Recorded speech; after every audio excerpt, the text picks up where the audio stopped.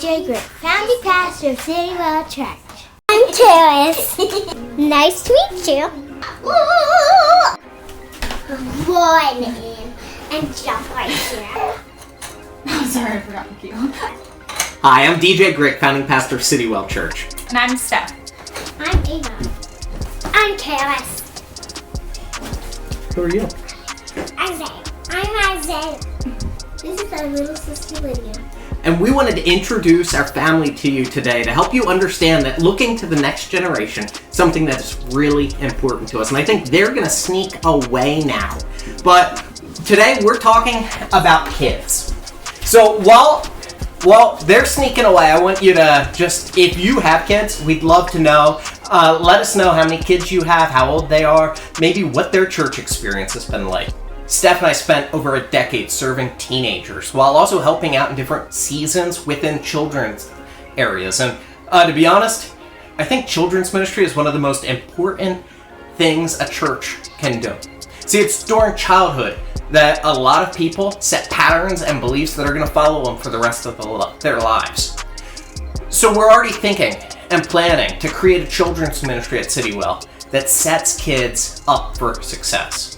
And since we don't have a location set yet, there's a lot of variables we can't speak to. Things like age breakdown of classes will be determined by the space when it becomes available.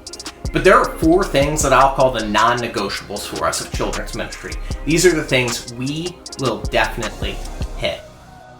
Number 1 is that our children's ministry will be safe. And I don't just mean we will run the clearances and do the minimum requirements from the state. We will look at our children's spaces, attempting to find every potential security hole and work to fill them. This means no child is ever left alone with a teacher. Every teacher has clearances on file and offers references. We will work to make classes inaccessible to anyone without children. We will use technology to our advantage to be ready for any unique custody issues or even just allergies or dietary concerns. As a family, we've seen red food dye has a huge effect on one of our children, so having a way to get that information to the teachers is very important to us. I'm not saying our system will be perfect, but I want to know my kids will be safe, and I want to know your kids will be safe too. Number 2 is that our space is going to be clean.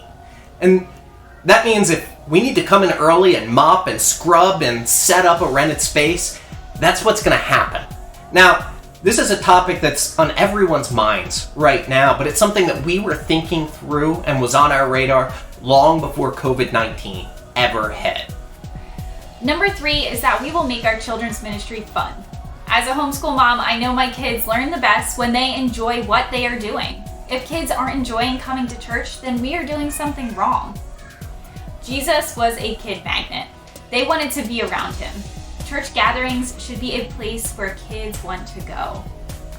And our last non-negotiable is that our children's ministry is going to be well staffed.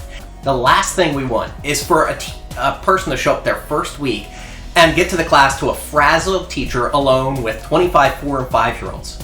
That's just not safe and it's not welcoming. Our goal with these 4 things is to create a space where you are confident your child can experience Jesus on their level. That will free you up to attend the service without concerns that God can do a work in your life as well.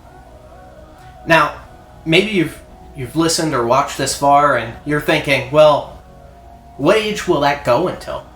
What about my teenagers? Well, we love teenagers. We spent over a decade in youth ministry. But if your teenager is anything like the ones I've worked with over the years, there's something that they want more than a special class just for them. They want to be treated with respect. Now at CityWell, we're planning to launch without any formal youth ministry. And you may say, whoa, why would you plan for that? Well, what we want to try is treat your students, your teens, like adults. And this means they attend Sunday mornings with adults.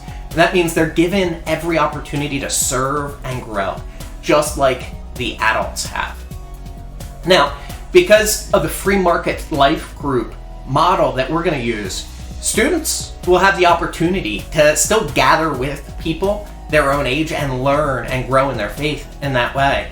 But those groups, they don't need to look like the traditional youth ministry. It's not all about dodgeball and pizza. the groups can be shaped according to the students' interests and the needs that they have in that season of their life.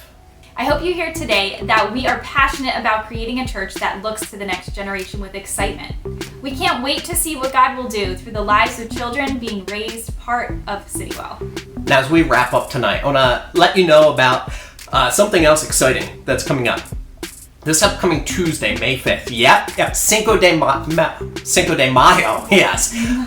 We will be hosting our first Zoom intersocial. We wanted to do these in person, but we're really looking to connect with you guys. It's going to be at 6:30, and we're going to talk about CityWell. I know, that's a terrible pun. I shouldn't have even tried it.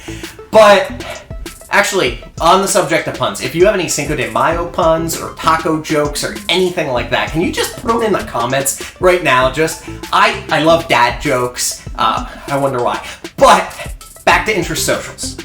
This will be a time that you can hear more about the vision. You can ask some questions. You can meet some other people who are involved or interested in being involved in bringing CityWell into existence. And you can find an event on Facebook for this on our CityWell Facebook page, or if you message us or email us, we will get you a direct link to that Zoom meeting so that you can join with us. We want to thank you for joining us today and ask that you continue to just pray for CityWell as we work to just glorify God by multiplying disciples.